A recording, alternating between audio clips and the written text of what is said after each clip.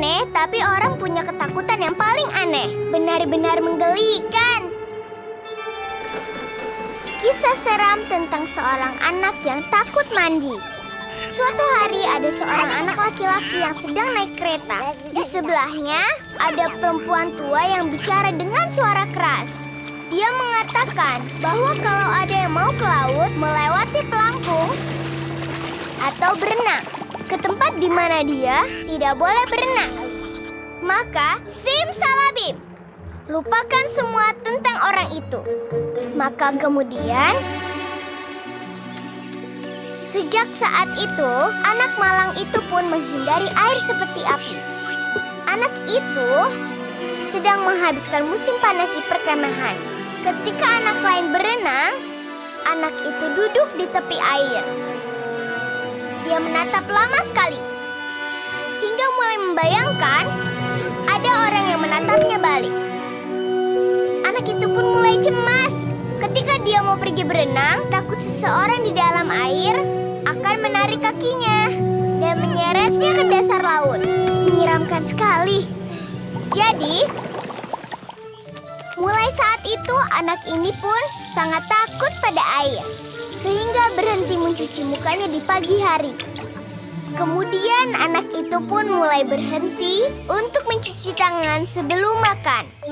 Dan akhirnya anak itu mencatat rekor perkemahan. Dia tidak mandi selama waktunya di perkemahan.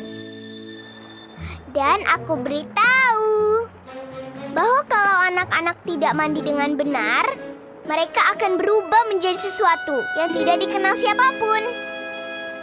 Maka dia pun terlihat aneh seperti itu. Selama beberapa saat, semua orang bersikap aneh padanya.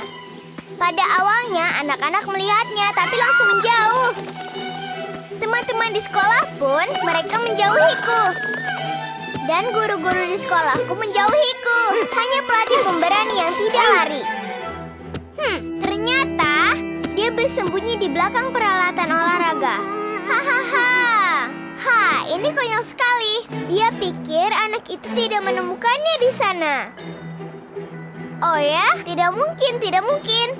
Mana mungkin kau tidak melihat orang gemuk seperti pelatih itu. Kena kau, kena kau. Sekarang aku menemukanmu di sana. Jangan mendekat, jangan mendekat. Aku takut padamu. Pelatih itu menjadi seperti anak perempuan. Ya ampun, lari seperti anak perempuan saja.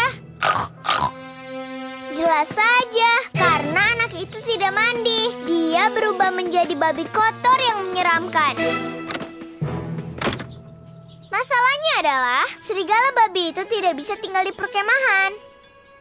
Maka anak itu pun disuruh tinggal bersama hewan-hewan peliharaan. Dan kemudian dia pun menyadari bahwa dia perlu berhenti takut pada air. Kalau tidak, dia disuruh memakan kulit semangka terus. Kemudian dia memejamkan matanya, berlari dan terjun ke dalam kolam, di mana biasanya anak-anak berenang. Dan sama sekali tidak ada hal menyeramkan. Lalu anak itu menjadi sangat senang dan berlari mendekati bak cuci piring. Dia memasukkan kepalanya ke air dan tiba-tiba melihat di dalam cermin bukan yang moncong babi, melainkan hidung anak kecil biasa. Anak itu pun mengambil sabun dan mulai menyabuni kuku seramnya yang terlihat seperti kuku babi. Wah, sekarang tanganku sudah bersih. Anak itu pun mulai berenang setiap hari, mencuci mukanya, menggosok giginya, dan mandi air panas setiap hari. Dan ketika perkemahan berakhir, begitu pula perubahan dari babi kotor menjadi anak baik dan bersih. Dia juara renang 100 meter gaya kupu-kupu. Dan ketika ibunya datang untuk menjemput anaknya, dia menciumnya di moncong babinya. Di hidungnya. Kau tidak boleh takut air, tapi tidak boleh menghiraukan peraturan. Anak laki-laki dan perempuan, jangan pernah berenang jauh dari tepi laut.